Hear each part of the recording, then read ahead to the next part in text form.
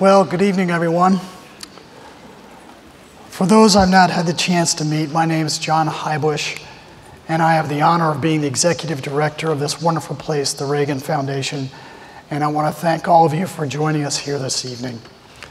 In honor of our men and women in uniform who protect our freedom around the world, if you'd please stand and join me for the Pledge of Allegiance. I pledge allegiance to the flag of the United States of America and to the republic for which it stands, one nation, under God, indivisible, with liberty and justice for all. Thank you. Please be seated.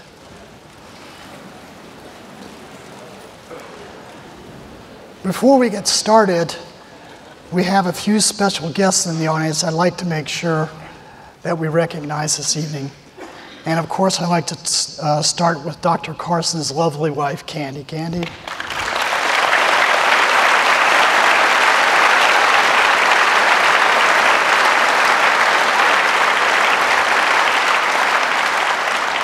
Seated right next to Candy is our former and illustrious Congressman Elton Galgally and his wife, Janice.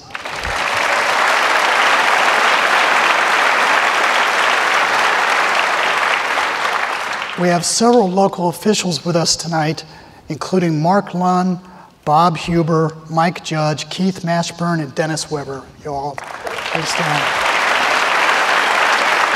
Thank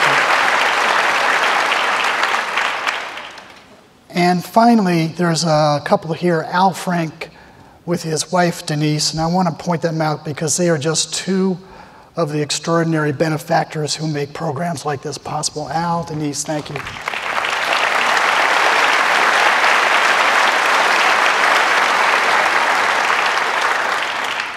First, let me say that I am honored to introduce our special guest this evening, whose courageous, forthright ideas have caught America's attention. How so? Well, for one, there's already a website called runbenrun.com.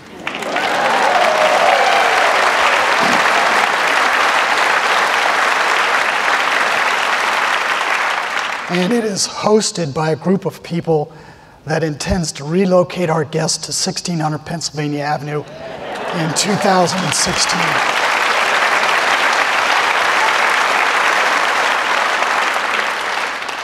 Now, what they and others, I believe, are witnessing is the power of what I will call the Ben Carson phenomenon, the power of ideas to turn the tide of history. If you look back just 50 years, you can see how great ideas like those of our guests actually made a difference. 50 years ago, a union guy in California, an actor, not a politician, who held conservative ideas and was pretty good at expressing them, brought Americans together with a common purpose. He explained that the birth of the Great Society delivered only a welfare state and a weakened, indebted nation. The power of his ideas took him first to Sacramento, and by 1980, Ronald Reagan took the White House. Now today, some may look at the political glass we face as half empty. You may believe there's no antidote for what progressive politics coming out of the White House day after day are bringing us. But you know, and I know, there's nothing stronger than sound ideas to upset the balance of power. And a man who is putting out great, logical, sound ideas is with us tonight. He offers a common sense critique of liberal government. He calls for a return to our historic culture of personal responsibility, free markets, and upward mobility. With a staunch belief in the integrity of the U.S. Constitution, he rocked the National Prayer Breakfast twice. Dr. Ben Carson's fearless and direct approach to honest politics is not only refreshing, but urgently needed. At his side for almost 40 years, he and his wife, Candy, solidified their ideas with a plan of action in their book, One Nation. At the end of each chapter, there's a list of eye-opening action steps. For example, politely disagree with someone who makes a political statement that's different from yours, but then respectfully just discuss your differences. Now, what I learned from One Nation is that Ben Carson does not want to move our nation to the right or the left, but rather to move it up with all of us together. It's a straightforward, inspired work that is sure conservative politics can make a comeback. With a man who's a doctor and not a politician, a man who learned how to heal the body and is now prepared to tackle the challenge of healing the soul of a nation. Ladies and gentlemen, please join me in welcoming Dr. Ben Carson.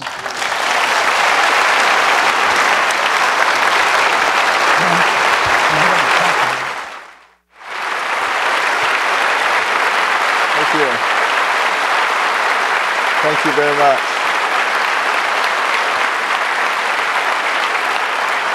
Thank you very much. Well, Candy and I are absolutely delighted and honored to be here in the Ronald Reagan Library. Ronald Reagan was somebody who had a profound influence on my life because having grown up in inner city Detroit and Boston, by the time I reached the age of majority, I was a radical left-wing Democrat.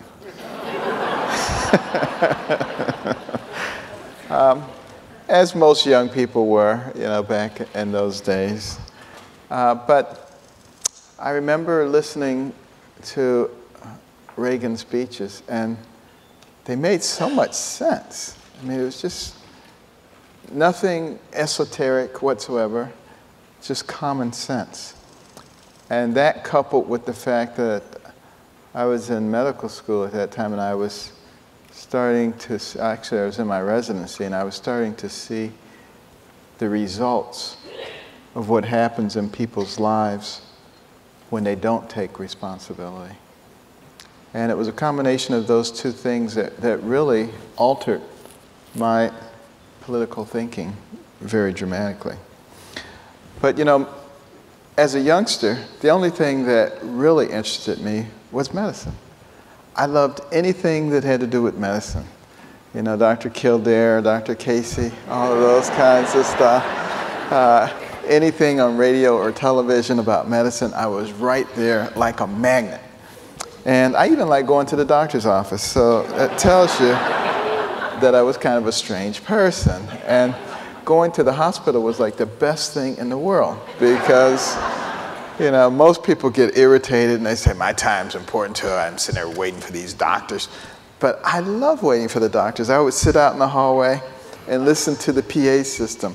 Dr. Jones to the emergency room, Dr. Johnson to the clinic. They sounded so important.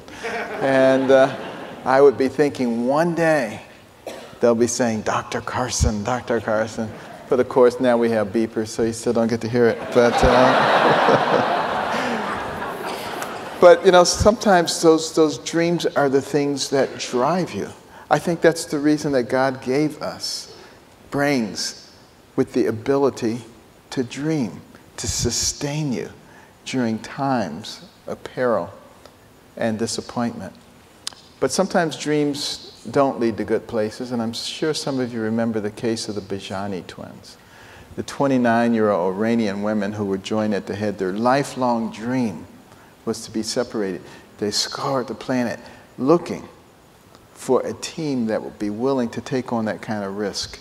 Everybody agreed that there was no better than a 50-50 chance of them surviving such an operation.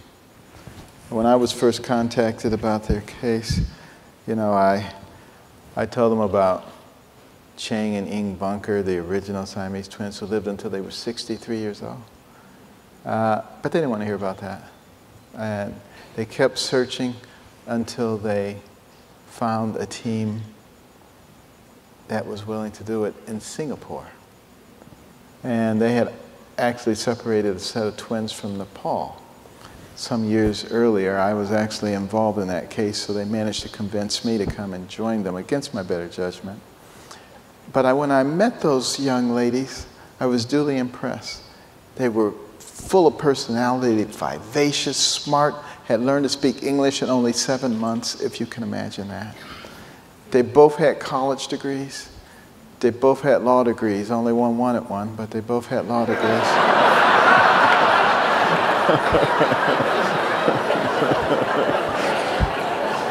So they had a very good impression of the risks that they were undertaking. And they said something to me that really struck me. They said, "Doctor, we would rather die than spend another day stuck together." And that seemed kind of harsh to me, but then I did something that I highly recommend to everybody. I put myself in their shoes. I said, what would it be like to be stuck to somebody 24/7? Couldn't get away from them for 1 second. It could be the person you like the most in the whole world. How long would you like them for? And I began to realize what they were feeling. Well, you know, that operation proceeded. We were in the 3rd day. We were about 90% finished. Some people were starting to celebrate. I was not among them. Because when we got to the very last part of the operation, they started bleeding. Under such pressure, you couldn't stop it. You put a clip on it, and it would rupture behind the clip. Another clip, and it would rupture, and it kept rupturing, and they died. So not everything that we do is successful. But interestingly enough, if you look throughout the history of surgery, you find a lot of failure that eventually leads to success. The first kidney transplants, horrible, disastrous. The same thing with heart, lungs, livers, transplanting them. Horrendous. You would have said, why did they even bother? But every time there was a failure, information was gathered. Things were learned. And now all of those things can be done quite routinely. And it's a general principle. Learning from things that don't work, learning from mistakes is what wise people do. And it's not just in medicine. Thomas Edison said he knew 999 ways a light bulb did not work. You know, he learned. The cleaning formula 409. Why do they call it that? The first 408 didn't work, you know? So, but you learn, you keep learning, and pretty soon you have success. Walter Dandy, the famous neurosurgeon at Johns Hopkins many decades ago, first one to try all kinds of things, including operating on the posterior fossa. People said that compartment of the head is too small, the tissue will swell, the patient will die. He operated on someone with a lesion, the posterior fossa. The tissue did swell. The patient did die. And he operated on another, and they died, and another, and they died. The first 13 all died. Can you imagine how discouraged he was? I can't even imagine what he said to the 14th patient when they asked how the other 13. Probably said, nobody's complaining, you know, but the fact of the matter is he persisted, and now we're able to do posterior fossa operations quite routinely and quite safely. And it is such an important concept because it also applies to nations. If you can learn from bad things that happen to other nations.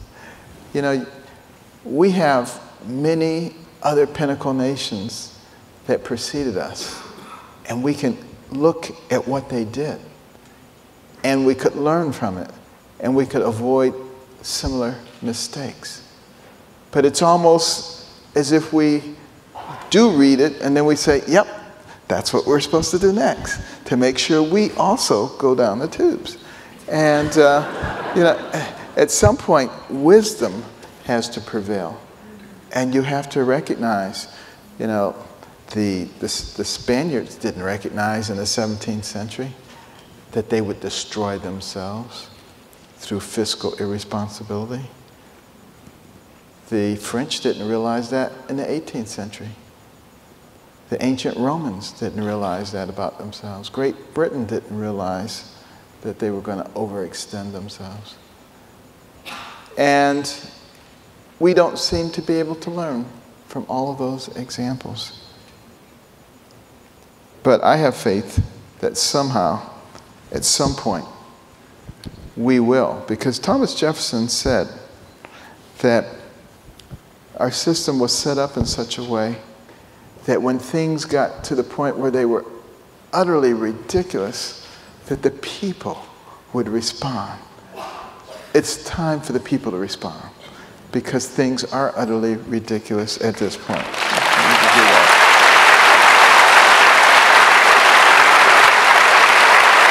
Now, you may have noticed, but in case you have not, I am not politically correct. And I have no intention of ever being politically correct.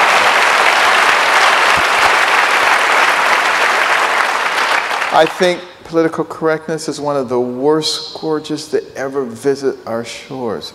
And it's antithetical to founding principles of this nation, freedom of speech and freedom of expression. And I think our founders would turn over in their grave if they could see how we were being beaten down and how we were afraid to actually talk about what we believe. But it's part of a larger plan to silence us. Rule number 1 in Saul Alinsky's book, Rules for Radicals, you make the majority believe that what they think is no longer fashionable, that no one with any intelligence thinks that way. And the way that you believe is the only way that any intelligent person would ever think. And if you can co-opt the media, you're far ahead in the process. Well, that's exactly what has happened. And people have grabbed the microphones and they have basically run with it. And in, 30, 40 years ago, if you had told the average person in America what would be going on today, they would say, nah, you're fantasizing. That could never be going on in America. And yet, it is. And PC is a large part of it. And we're going to have to find a way to deal with it. I've already found a way to deal with it. I ignore it. I simply don't pay attention to it. And I'm not going to pay attention to it. But you have to recognize that they use intimidation to gain control. And they've managed to convince people that if you're pro-life, you're anti-woman. If you're pro-traditional marriage, you're a homophobe. If you're white and you oppose a progressive black person, you're a racist. If you're black and you oppose progressivism, you're crazy. So, I mean, it's just, and people respond to this, and they allow themselves to be intimidated. I learned about intimidation when I was a kid, 8 years old. I was intimidated by dogs. I was deathly afraid of dogs. I would be late going to school because I would almost be there, and then there would be a dog. And I had to go all the way around the block. Then I'd get to school, and then there was another dog. And I have to, and it really was a problem. And a man told me, he said, dogs won't bother you if they don't think you're afraid of them. Just ignore them, and they will absolutely not bother you. I said, are you sure about this? And, well, I decided to test it out. There was a dog on our street named Rusty, and he was a particularly nasty dog. Nobody wanted to walk down that way. But I said, I'm going to walk down there. Rusty could not believe his eyes as I came walking down there. And he started barking and snarling, came running out toward me. And I said, this was a mistake. And he ran right up to my leg, sniffed it, turned around, went back to the porch. The next time I came down there, he just barked and snarled from the porch, but he didn't come off. The next time, he just lifted his head and looked at me and laid back down. And the next time, he didn't even look. Because you see, it wasn't worth his energy. If I wasn't going to respond, if I wasn't going to be afraid, why bother? And, that's what I'm finding out about the secular progressive movement here, too. They still like to try to twist a few things, but for the large part, they backed off because they can see that I'm not afraid of them.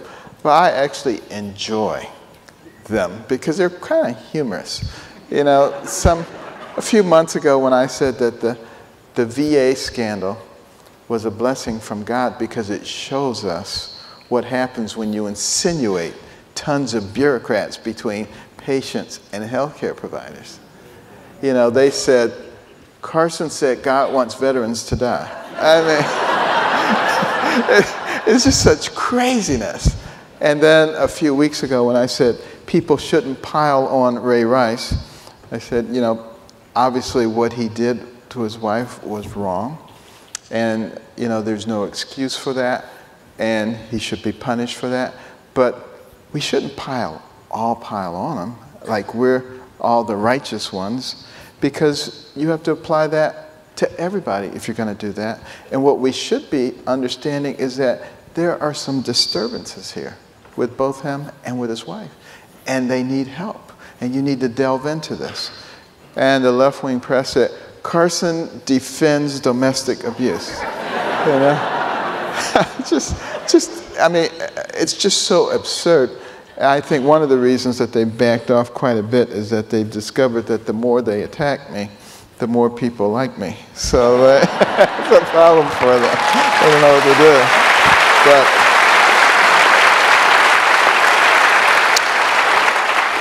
But you know, there were a lot of problems for me realizing my dream of becoming a physician. Not the least of which were the fact that my parents got divorced early on. That was devastating. And my mother was one of 24 children. We got married when she was 13, and they moved from rural Tennessee to Detroit. My father was a factory worker. And some years later, she discovered he was a bigamist, had another family. I remember telling that story at a graduation at the University of Utah. Nobody thought it was that strange.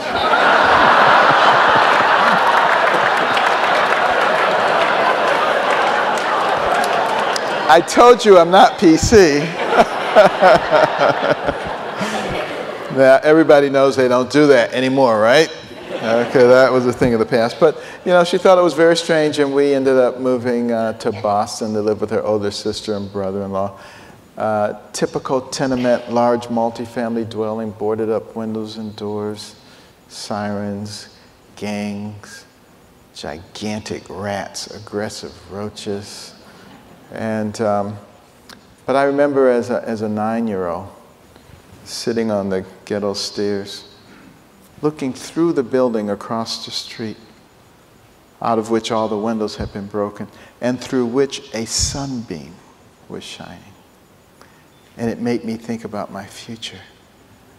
I remember thinking that it was unlikely that I would live to be more than 25 years of age, because that's what I saw around me. I remember seeing people lying on the street with bullet holes and stab wounds. Both of my older cousins, who we adored, were killed. My mother, in the meantime, was out working 2, 3 jobs at a time, leaving at 5 in the morning, getting back after midnight, day after day, one job to the next. She only had a 3rd grade education, but she was very observant. She noticed that no one she ever saw go on welfare came off of it. So she didn't want to go on it to start with. And, you know, she worked very hard to stay off of it. She occasionally accepted some food stamps, but for the most part was quite successful. And she never saw herself as a victim, no matter what was going on. And she never felt sorry for herself, which was a good thing. The problem was she never felt sorry for us either. So there was never any excuse that you could make, you know, that was satisfactory to her. You know, she was always, you know, do you have a brain? And if the answer to that was yes, then you could have thought your way out of it. And she would always quote the poem, "Yourself to blame. You're the captain of your ship. When things go awry, don't look for somebody else." We knew that was coming. So pretty soon, we just stopped making excuses and start looking for solutions. And I really think that that was the best thing that my mother did for us. But she was so thrifty. You know, she would go to the Goodwill and buy a shirt, had a big hole in the elbow, buy 2 patches and put one on each elbow, people would be saying, "Where'd you get that shirt? I want one like it." And she knew how to stretch $1 further than anybody. In fact, I'm convinced that if my mother were Secretary of Treasury, we would not be in a deficit situation right now. But her dream was to move back to Detroit and to be independent. And after a couple of years, we were in fact able to do that. Still in a multifamily dwelling, still with significant wildlife, but nevertheless, she was independent. And I was in the 5th grade. I was a student. I was a horrible student. I was the worst student you have ever seen in your life. And I was called dummy. Everybody called me stupid. I was the butt of every joke about anybody being dumb. And I didn't like it, but I tried to act like it didn't bother me, but it really did. But I did have a way to get back at people. I was particularly good at one thing. That is getting other people kicked out of class. I was an expert at doing that. Because, see, I would study my classmates. I would figure out what made them really, really angry. And then I would just irritate them until they were about to explode. But I would never push the last button to make them explode until we were in class and the teacher was nearby. And then I would do it, they would explode, the teacher would kick them out. I would say, "Yeah, man, this is great."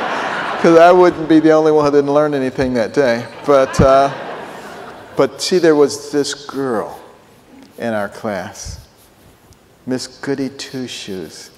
You guys know who she is? Some of you were her, I'm sure. Everything pristine, perfect, on time, made everybody else look like a total jerk. I said, "Wow, wouldn't it be great to get her kicked out of class?" There was only one problem. She was cool, calm, collected. You couldn't get under her skin. But I was persistent. I kept studying her. I finally figured out what it was that made her angry. Steam was coming out of her ears. She was about to explode. But I didn't push the last button. I waited till we were in the classroom. Lo and behold, she sat right down at the desk in front of me. I said, "The Lord is good." And as the teacher approached, I began to irritate her. I pushed the last button, but she didn't explode. She just quietly turned around and said, "You and me on the playground at recess."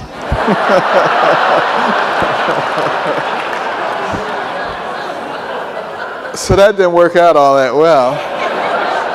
I became a neurosurgeon and she became a professional wrestler. But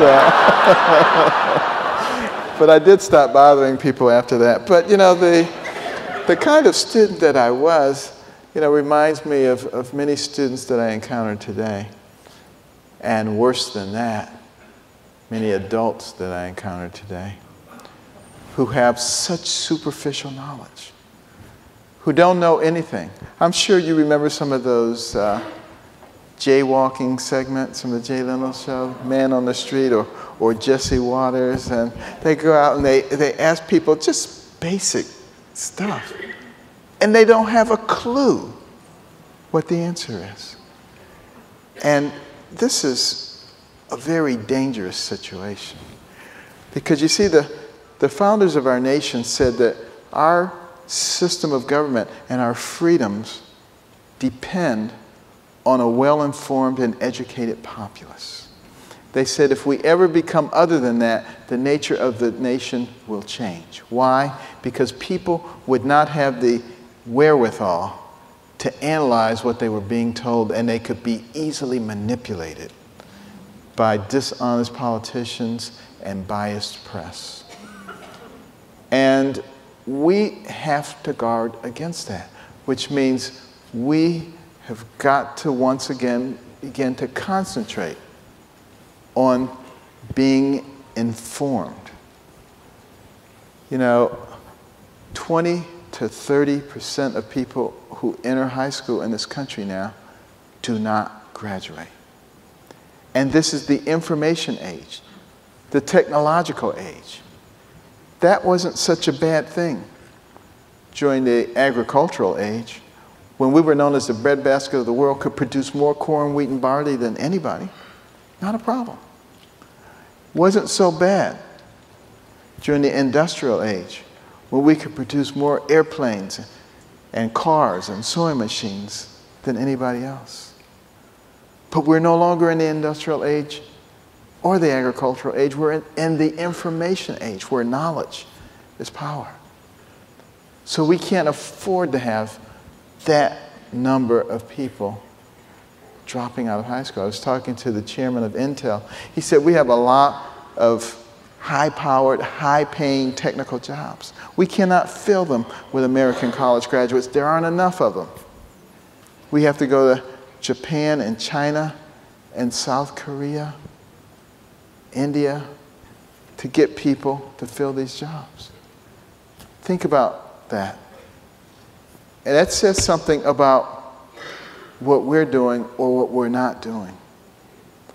And we really need to start paying attention to this and preparing for what comes up. Not just reacting all the time to what happens, but anticipating and preparing ourselves. It will make a huge difference. But you know, it wasn't always like that in America. There was a time when we had the best public education system in the world. We were the envy of the world. Our people were well educated. In 1831, when Alexis de Tocqueville came to America to study this nation, because the Europeans were fascinated, they could not believe it. A fledgling nation, barely 50 years old, already competing with them on virtually every level. They had never seen anything like it before.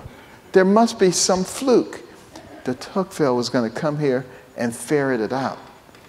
So he said, I'm going to look at their government. He was duly impressed by our divided government and how efficiently it worked. Now, this was a while ago. And then, and then he said, well, let me look at their education system. And he was really blown away. Anybody finishing the second grade was completely literate.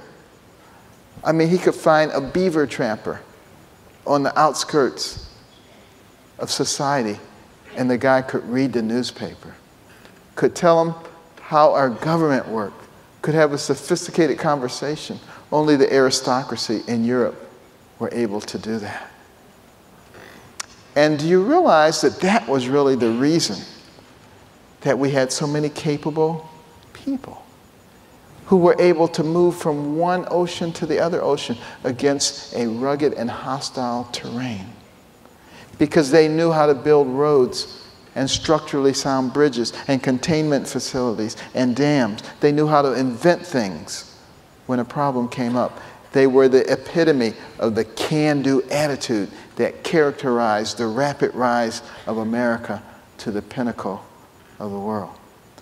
That today is being replaced with the what can you do for me attitude, which is in the process of destroying our nation. And we have to make sure that we do not allow that to continue. Now, interesting.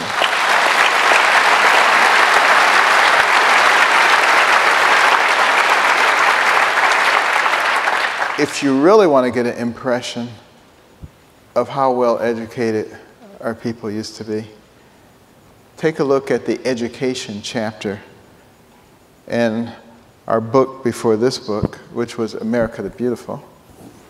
And by the way, many of you probably read some of my previous books, Gifted Hands, Think Big, The Big Picture, Take the Risk, all of which became bestsellers. But I discovered the real secret with America the Beautiful and One Nation. Those two books I did with my wife, and they both became #1 New York Times bestsellers.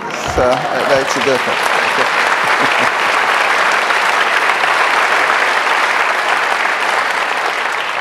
And we actually just released a new ebook last week called One Vote to help people understand the importance of becoming informed voters. And I'll say a bit more about that in a minute.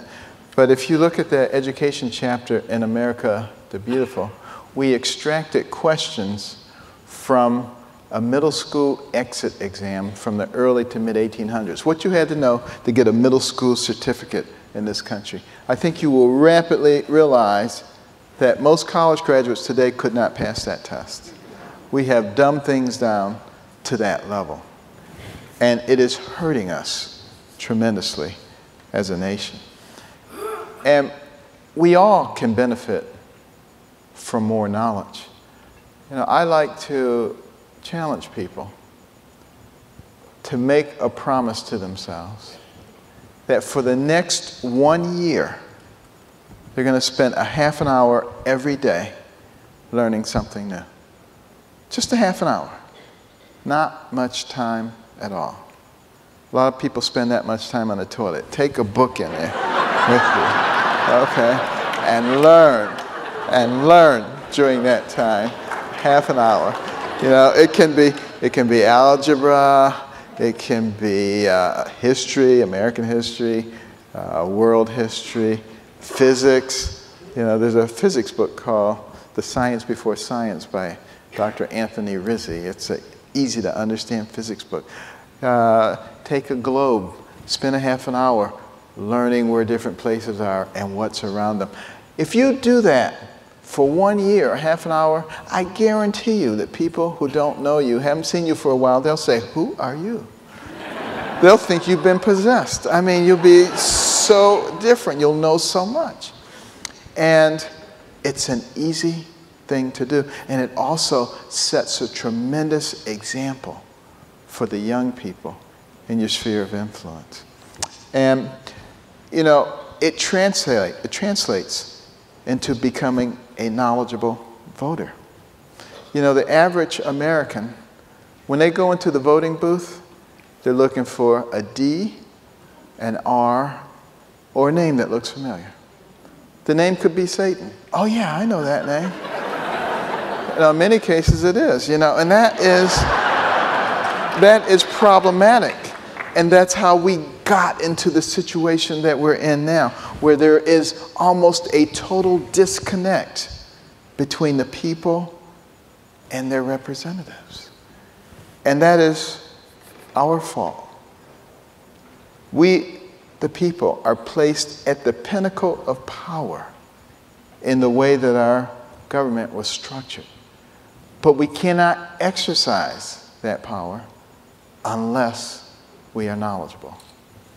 Now, when you read the book, One Vote, which is easy to gain, and millions of copies are going to be available free of charge because it's so important to get people educated on this topic.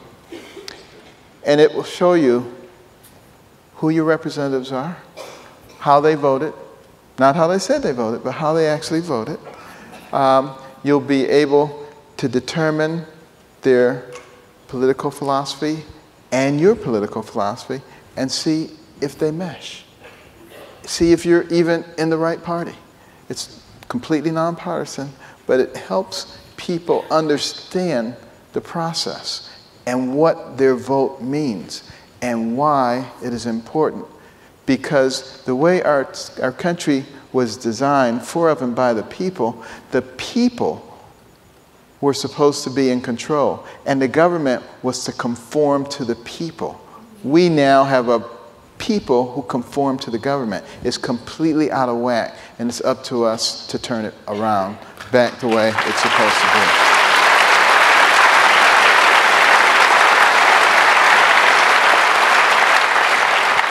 Well, you know, my mother fully understood the importance of knowledge. And she was sorely disappointed that I was such a bad student, and my brother was too, and she didn't know what to do, so she prayed. And she asked God to give her wisdom. And you know, he gave it to her, at least in her opinion. My brother and I didn't think it was wise at all. I mean, turning off the TV, what kind of wisdom is that?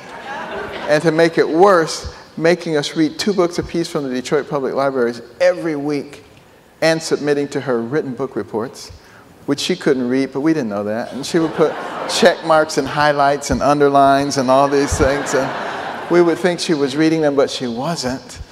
But I was disgusted. I mean, everybody else was outside playing and having a good time, and there I was in the house reading books. But an interesting thing began to happen. As I read those books, I began to know things. I began to know things that other people didn't know. And I got excited. And I began to realize that the reason that I knew things is because I was reading the books. And I got to the point where if I had 5 minutes, I was reading a book. My mother would say, Benjamin, put the book down and eat your food. I was always reading. Within the space of a year and a half, I went from the bottom of the class to the top of the class, much to the consternation of all those students who used to laugh and call me dummy, who were now coming to me saying, Benny, how do you work this problem? And I'd say, sit at my feet, youngster, while I instruct you. I will say, perhaps a little obnoxious, but it sure felt good to say that to those turkeys. But what a difference it makes. And you know, it has to do with a tremendous gift that we were given by our Creator. It's called the human brain. It is the most phenomenal organ system, not only on the earth, but in the universe. Your brain, billions and billions of neurons, hundreds of billions of interconnections, remembers everything you've ever seen, everything you've ever heard, can process more than 2 million bits of information in 1 second. You can't overload it. Some people say, don't learn this, don't learn that, you'll overload your brain. Take it from a neuroscientist. You cannot overload the human brain. If you learn one new fact every second, it would take you more than 3 million years to challenge the capacity of your brain. So no one here has anything to worry about at all. That capacity can learn and learn. But when you think about learning and integrity and honesty, can you imagine what that combination can accomplish for us? That's what we have to begin to think about. And compassion. It's the reason that my wife and I started the Carson Scholars Fund. We would go into schools, we would see all of these trophies. All-state basketball, all-state wrestling, all-state this, that, and the other. The quarterback was the big man on campus. What about the academic superstar? What did they get? National Honor Society pen? Pat on the head, they're a little nerd. You know, nobody really cared about them. And that's one of the reasons that we're not competing well vis-a-vis the rest of the developed world. And that's something that we have the ability to change if we really want to. So we started giving out scholar awards to students starting in the 4th grade from all backgrounds who achieved at exceptional academic levels and who cared about other people. Have to have both because we're trying to create future leaders. And we don't need people who are just smart. Marquis de Sade was smart. Hitler was smart, but they weren't nice people. They didn't care about other individuals. And so we're trying to network all these students together. We started 17 years ago giving out scholarships, $1,000. Now I'll tell you, you give a 4th, 5th, 6th grader $1,000. They automatically become big man on campus. Everybody is very interested in them. But they get money, it goes into a trust for them. They get an accounting each year. School gets a big trophy, every bit as impressive as any of the sports trophies. They get to wear a medal, they go to a banquet. We try to put them on the same kind of pedestal as the all-state basketball player, the all-state wrestler. And teachers have told us when we put a scholar in their classroom, the GPA of the whole class frequently goes up substantially over the next year. Because now, instead of this person being the nerd and the geek, there's somebody that's admired. And those are the kinds of things that we have to do. We also put in reading rooms, particularly in Title I schools, where kids come from homes with no books, they go to schools with no library. Those are the ones who drop out of school. But we put these reading rooms in. These are places that no little kid would pass up, the way they're decorated. And they get points for the amount of time they spend there, the number of books they read, and they can trade them in for prizes. In the beginning, they do it for the prizes, but it doesn't take long before that translates into much better academic performance. And if they develop a love for reading, it's almost impossible that they would be one of the ones who dropped out of school. And those are the kinds of things that we have to do in order to change what's going on in our society. And when you get home, take a look at it, carsonscholars.org. And we're all 50 states, and we have a lot of terrific scholars right here in California, incredibly smart people. But the other thing that I think is incredibly important is the development of that integrity in people. You know, we have a society now where we don't care that much whether somebody is being truthful and whether they're doing the right thing. And we say, what is the right thing? Almost like the Roman Empire before its fall, where you had these great learned men with the long flowing beards who could wax eloquently on every topic. Nothing was right, nothing was wrong, everything was relative. And they lost their sense of who they were before their society crumbled from within. And there are lessons to be learned from that. Honesty makes a big difference. I remember when I was in college, and I was completely broke. Had no money, not even bus fare to go to church. And I said, Lord, what am I going to do? I don't have any money. And I was walking over by the bike rack in Battelle Chapel on the old campus of Yale University. And I looked down on the ground, and there was a $10 bill. And I said, praise the Lord. This was great. Well, a couple years later, I was in the same situation, not a dime. So I went over to the bike rack at Battelle Chapel.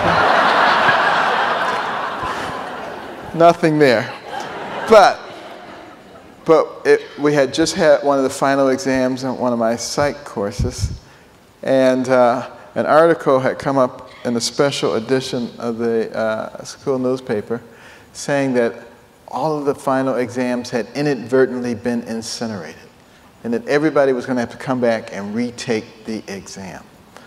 And we all dutifully showed up, but it was a different exam. And it was incredibly difficult. But every question had some element in it that you recognized so that you thought that you were supposed to know the answer. But the professor left the room. And people started filing out of the room, taking the exam with them. They were going to bone up on this stuff.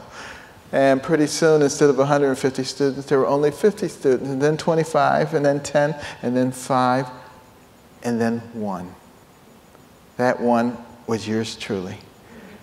And into the room came a photographer and a newspaper editor and a professor to take the picture of the most honest student in class and to present me with a $10 bill.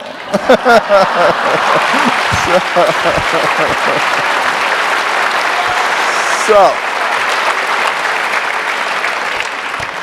honesty pays. There's no question about it. And you know, some years ago, I was in the operating room and got a call from the university attorneys. And they said, the state of Florida is trying to attach your wages for child support. I said, what? I said, I have 3 children. I support them well. They said, no, there's a woman in Florida who says that you are the father of her son. And she knows where you went to high school, college, medical school, internship, residency. She even had a picture of you in scrubs. And I said, on the basis of that, I said, that's public information. Anybody can get that. On the basis of that, they were pursuing a paternity suit.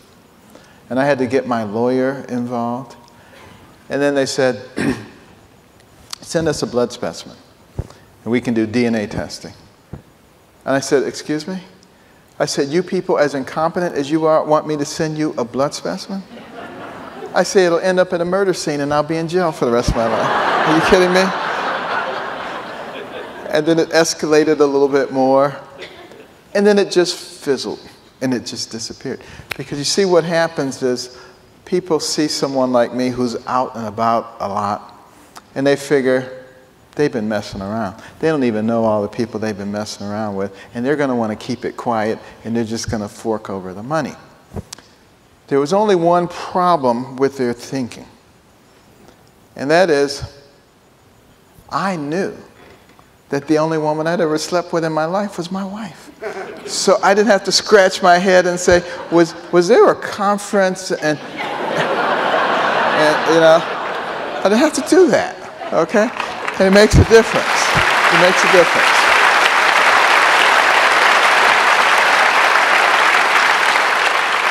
And that is not to condemn anybody who can't say that, because most people can't say that. But it is to say that we need to have lives that we're not ashamed of, and that we can look at through an open window and not have to hide things, because then you're always worried about that tap on your shoulder. Remember that time? Remember what you did? When you don't have to worry about that tap on the shoulder, you can concentrate on what you're doing. I believe that that's the reason that God gave us rules and regulations. It wasn't because he was a control freak. It was because he wanted us to get the most out of our lives and not have to be constrained by all kinds of nefarious things happening in our lives and making it difficult for us to concentrate.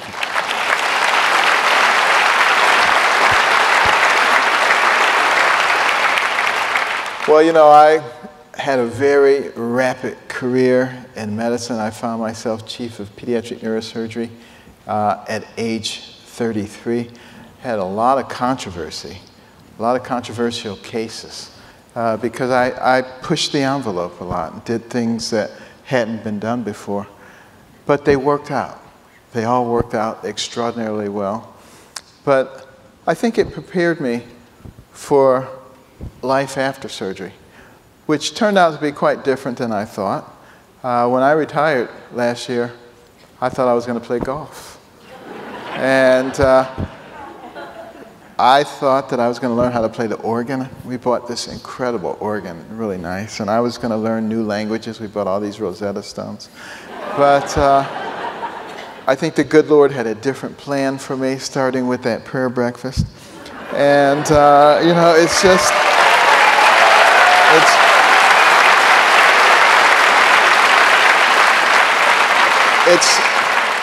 it's taken quite a different turn. And as I've thought about it, it wasn't something that I wanted to do, go into public life, and particularly political life. And I still say, regardless of where I end up, I will never be a politician, because I'm not going to do things that are politically expedient. I'm always going to do things that are right. And that's something that we have to come back to as a nation, realizing that there is such a thing as right and wrong, that there are values and principles that guide our lives. And the president has said that we're not a Judeo-Christian nation, but he doesn't get to decide that. We are the ones who get to decide that. It is our nation.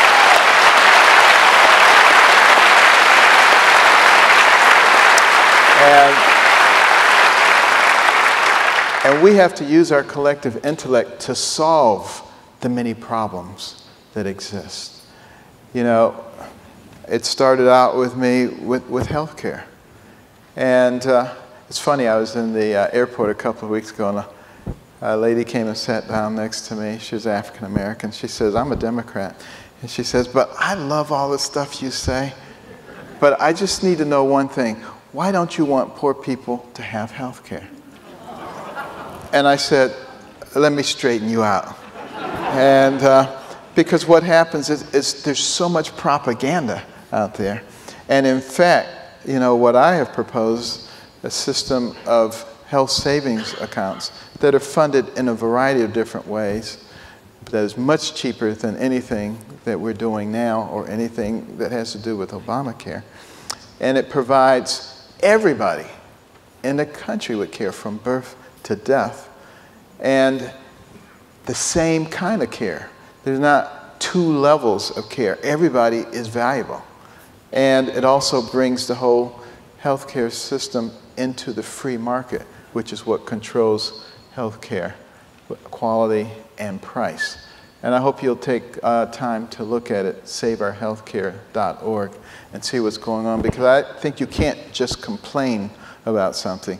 You have to actually put something in its place. And you can't just be against stuff. You have to be for stuff. And we have to use that intellect of ours to rectify the economy. You know, we have the most powerful economic engine the world has ever seen. But what have we done? Every week, dozens of new regulations around industry, business, academia. The government has reached a point where anybody who doesn't cooperate, you just pull the noose on them. You've got so many different regulations. This is not what America was supposed to be. And it's happened almost imperceptibly. We don't even realize what's going on in our nation. And we have a tax structure that is draconian. It's really one of the most ridiculous things anybody's ever seen. You think the health care bill is big. Our tax code is much bigger and much more complex than that. And it doesn't need to be. And we need to reform it. We have the highest corporate tax rates in the world. And we sit there and complain that people are doing things overseas, which indicates a fundamental misunderstanding of capitalism. People don't go into business to support the government. They go into business to make money. So a wise government creates a system that allows them to do that. That's what we have to think about. And we have to think about those who come behind us. I mean, $18 trillion? A national debt? Are you kidding me? I mean, that is such a staggering amount of money, most people can't even comprehend what it means. If you tried to pay that back at a rate of $10 million a day, it would take you 5,000 years. I mean, that is a staggering amount of money. And the only reason that we can do that is because we can print money. And the only reason we can print money is because our dollar is the reserve currency of the world. What if it wasn't? And some of you who know a little bit about world finances know that there are moves afoot right now to change that. And what happens if we can't print money with that level of debt? And that's just a small amount. A smidgen, as the president would say. That's a small amount, okay? Because the unfunded liabilities are much greater than that. And if we are no longer able to print money, we become a third world nation overnight. And that's one of the reasons that we, the people, have got to be smart. We have got to wake up. We cannot be lulled into a sense of false security by people telling us how good things are. Things are not good. We are on the brink of disaster, but we can fix it. And how do we fix it? By being smart enough to know who our elected officials are. And if they are people who keep voting to raise the debt ceiling and to jeopardize the future of our children, we need to throw them out of office. It's as simple as that. Simple as that.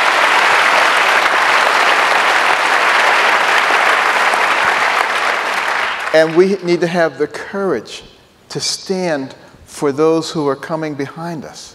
Because the reason that we enjoy the freedoms and the prosperity that we have is because there were those who came before us who had courage. Nathan Hale, a teenage rebel, caught by the British, ready to be executed. He said, "My only regret is that I have but one life to give for my country."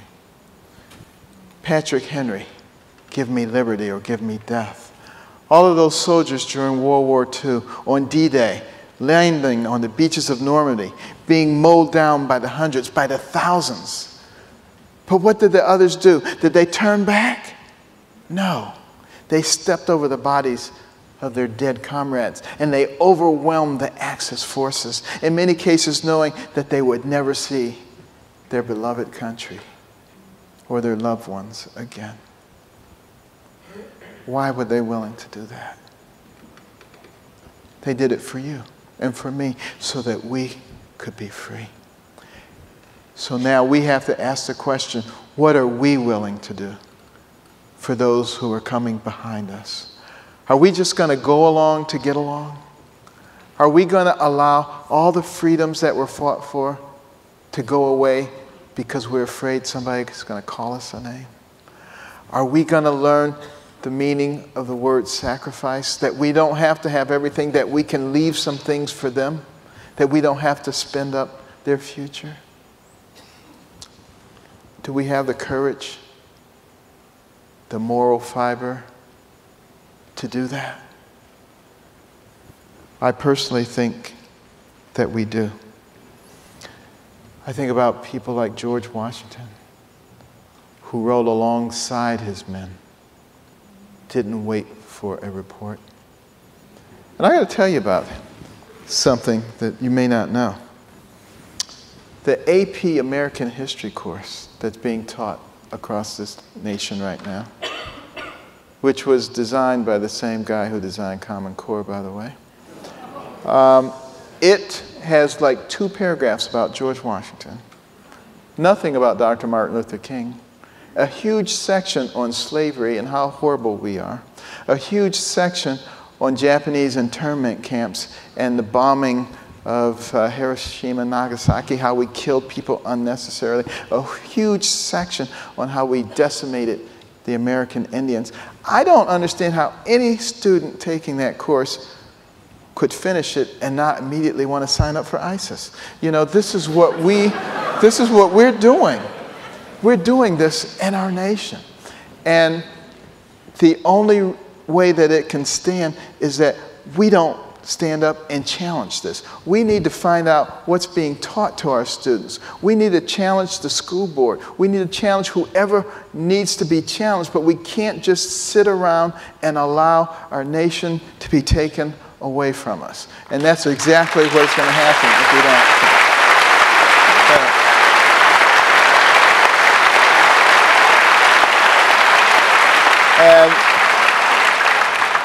And lastly, think about the War of 1812. And the British were winning that war, marching up and down the eastern seaboard, taking city after city, taking Washington, D.C., burning down the White House. Next stop, the inner harbor of Baltimore, Fort McHenry, one of the last fortresses before we submitted. But General Armistead had a large American flag commissioned to fly in front of Fort McHenry. And when that British armada of ships came into the harbor, battleships as far as you could see, the admiral in charge was offended. He said, "Take that flag down. We are in control of this area. You have until dusk. And if you don't take that flag down, we will reduce you to ashes." There was a young amateur poet on board by the name of Francis Scott Key. He had a special mission from President Madison to try to get a captive physician released. He had overheard the British plans, so they weren't going to let him off the ship. And he sat there that evening, mourning for his beloved nation, knowing what was about to happen, and that flag was still flying as the sun went down, and the bombardment started. Bombs bursting in air, missiles. It looked like the 4th of July. The sky was lit up, dust and debris. He strained his eyes. He was trying to see, was the flag still there? Was the fort still there? He couldn't see anything. All night long it lasted. And finally, at the break of dawn, he went out to the banister, straining, but all he could see was debris and smoke. And finally, there was a clearing, and he saw the most beautiful thing his eyes had ever beheld. The torn and tattered stars and stripes still waving. And many historians say that that was the beginning of the turning of the tide of the battle of the War of 1812. And we went on to win that war and to retain our freedom. But if you'd gone into the grounds of Fort McHenry that day, you would have seen dead bodies of American soldiers who had died holding up that flag. They were not going to let that flag go down. That's courage. That's what has characterized America in the past. That courage is still here. And the next time you sing the national anthem, and you get to the end of that first stanza, and it says, land of the free, home of the brave, don't just let those words roll off your tongue, but think about what they mean and recognize that we cannot be free unless we're brave. Thank you.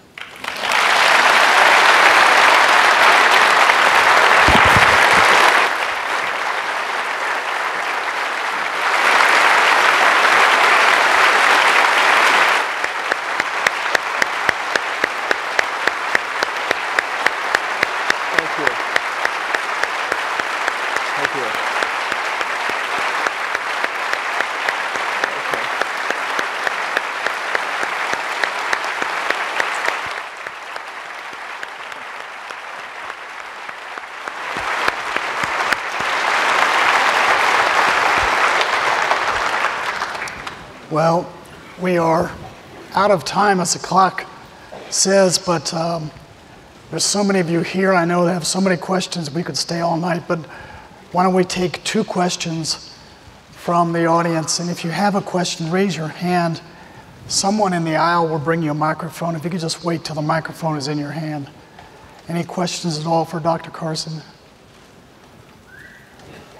Okay, one right here.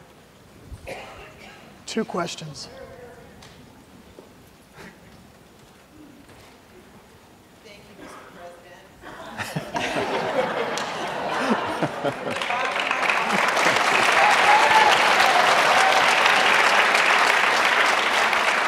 I have 2 beautiful grandsons, and I thank this gentleman for serving our country.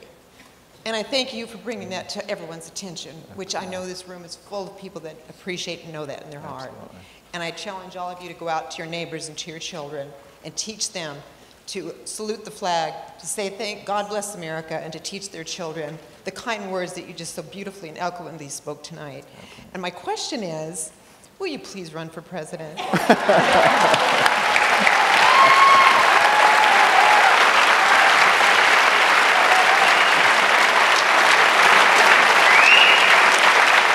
Well, I will tell you that we have put together the USA First PAC to raise money to help like-minded candidates, but also to put in place the infrastructure in case that decision is made. I'm waiting to see what happens in November. I think we're going to be very pleased. I think the pundits are going to be all scratching their heads and they're going to be wondering what just happened. But I think the American people are actually starting to wake up. And I'm pretty confident that God is not going to forsake this country and we're going to get it back.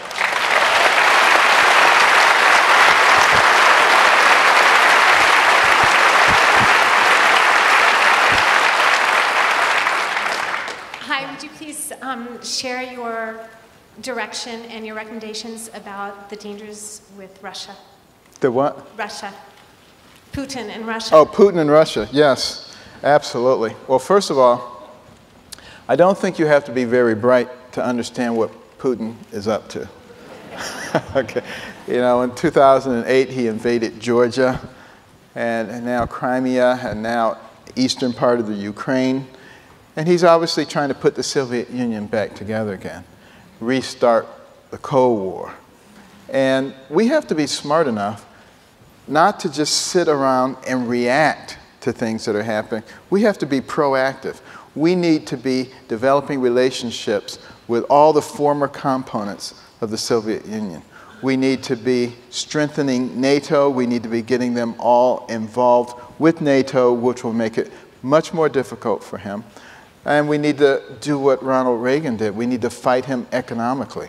Where is most of his resources coming from? Energy. Why? Because the European Union is dependent on him for energy. Why don't we make them dependent on us for energy? We can do that.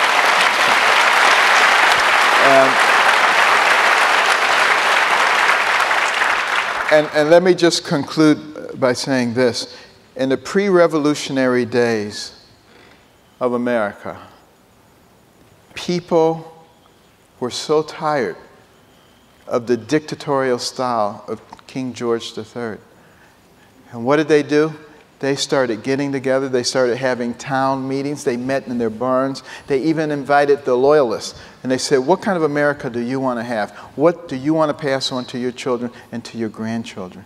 And they encouraged each other. And that's how a ragtag bunch of militiamen was able to defeat the most powerful empire on earth. And we have to be willing to do the same thing today. We need to talk to the people in our spheres of influence. And there's a lot of people. In 2012, 93 million Americans did not vote. That's more than either candidate received. We have to get those people re-involved.